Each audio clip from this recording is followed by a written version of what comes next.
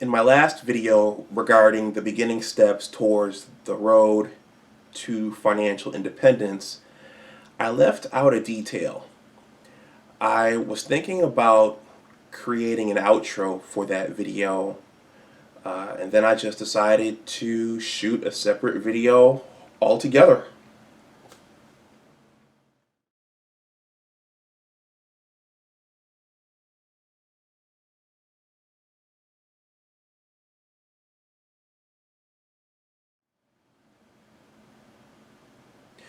Welcome back to my channel. My name is Dr. Anwar Youssef Dunbar, and I am back for a short video. Please like this video, please share it, and please subscribe to my channel. So in this video, I'm going to stay on the money train a little bit, and I want to open this video up by saying that, first of all, I'm not rendering official financial advice, and I'm not encouraging individuals to buy specific stocks or make specific decisions. So I am removing myself from any fiduciary responsibility, as I'm not qualified for that, and I'm not giving specific advice in particular. I'm just having a nice scholarly discussion about financial topics and why they're important and why and how individuals can get started learning about this stuff, as it's a subject area that I'm passionate about. Someone once actually accused me on a date, actually, of rendering financial advice, and I'm not doing that. In any case, so in the previous video, as I said in the previous video, that was a reshoot. And sometimes when you do reshoots, you inadvertently leave something out that you put into the original shoot. In the original shoot, I was in a bit of a zone, and the energy was a little bit different on the reshoot, so I left something out. And so I'm going to just talk about that briefly, and then jump off, as I have some other things to do.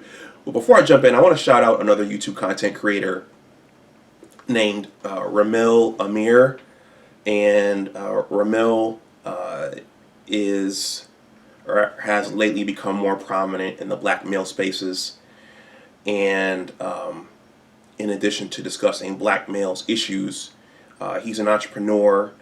He's in real estate, and he has he's passionate about herbs and naturopathic living and those kinds of things, and so he's got some business dealings in that area as well. So sharing information about herbs and natural medicines and supplements and those kinds of things. But he posted something on Facebook. No, not Facebook. He posted a video.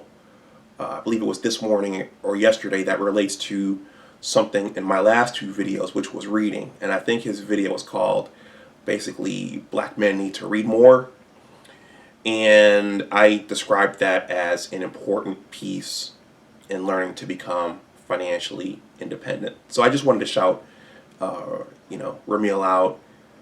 He's very opinionated, very passionate, and he's really trying to push. He's really into the real estate investing arena and trying to grow his empire there. And I really enjoy his straight talk and his frank talk and his blatant talk in his content. In any case, what I left out of the last video was the 5 financial intelligences.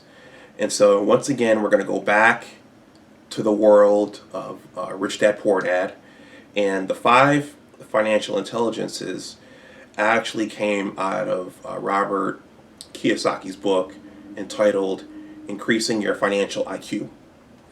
And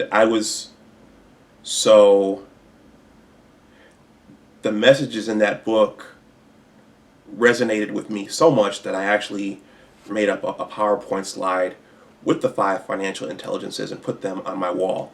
right here in my work area. And actually, I'm going to read off the wall those 5 financial intelligences. And also keep in mind that this book came out maybe about 8 to 10 years after Rich Dad Poor Dad. So this was a while afterwards, and Robert just felt the need to kind of go back and condense down and just talk about the 5, just these 5 aspects that are very, very important financially.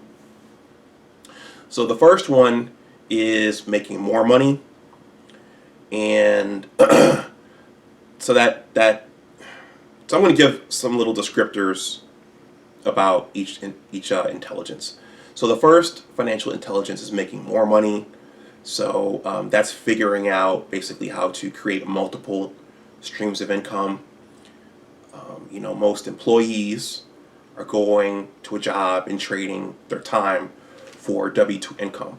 But the more you study this stuff, the more you study financial literacy, and the more you seek to become financially independent, you realize that it's important to find out ways to create additional incomes. It could be getting another job, but the smarter way is to create other income streams where there aren't as many crunches on your time. It could be setting up a part-time business of some sort.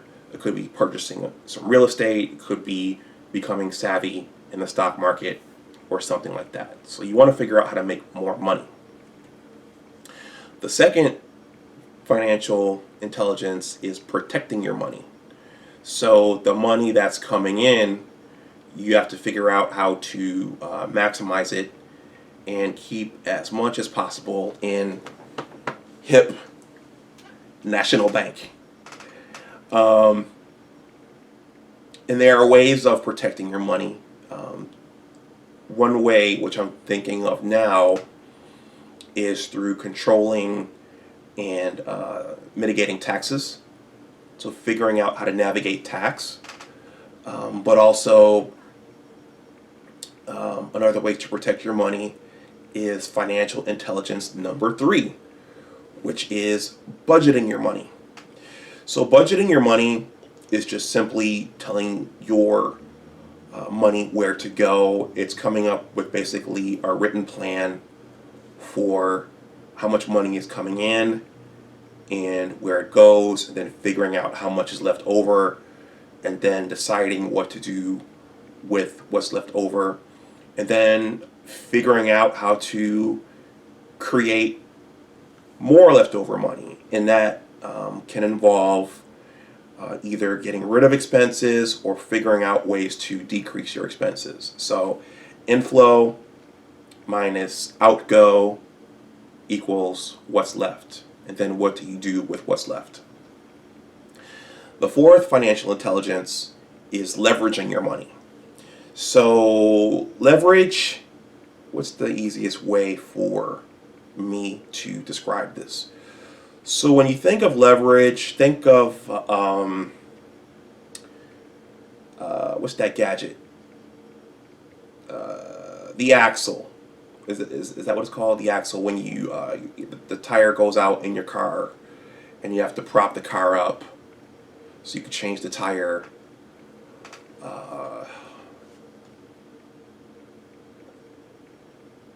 I feel like it's not the axle. I feel like it's something else. But what you want to think about is taking a little bit of your money and then figuring out how to take that little bit of money to control a larger asset. So when you go to, for example, buy a home, most of us are not paying for the home cash, or should I say, paying for the home with cash.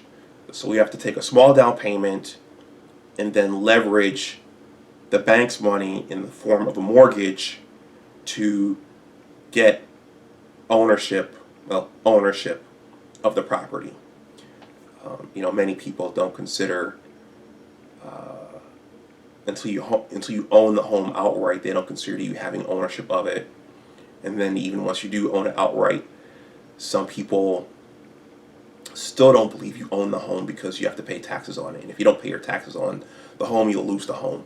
But you're taking a little bit of something, in this case money, and you're using that to control a bigger investment in this case, a piece of real estate, but it has other applications financially as well. That's leveraging your money.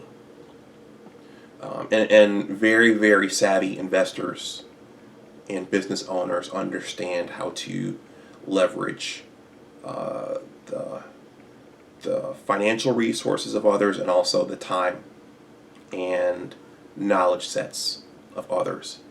And then the last step, or should I say the fifth financial intelligence, is improving your financial information. So in the last video, I stressed, and in Ramil's video that I talked about at the beginning of this video, I stressed the importance of reading, and to get to financial freedom, or to get out of the rat race, or whatever your goal is, to become wealthy, whatever your goal is, you have to consistently read and acquire more information. Now, you could also watch content on YouTube as well, but either way you do it, you have to continue to strive to add more tools to your tool belt, and to become more knowledgeable and savvy in this financial arena, which is a very complex and vast arena. So those are the 5 financial intelligences. Once again, these come from Robert Kiyosaki's book, Increasing Your Financial IQ. So let me know what you think in the comments section below, or let me know if you have any questions. And please like the video, please share it, and please subscribe to my channel. I'm not sure what's coming next. I may stay on the money train here, as I can talk about this for hours and hours and hours, and there are a bunch of different directions I can go with this. So as always, remember that your attitude determines your altitude. Take care, and I'll talk to you the next time. Bye-bye.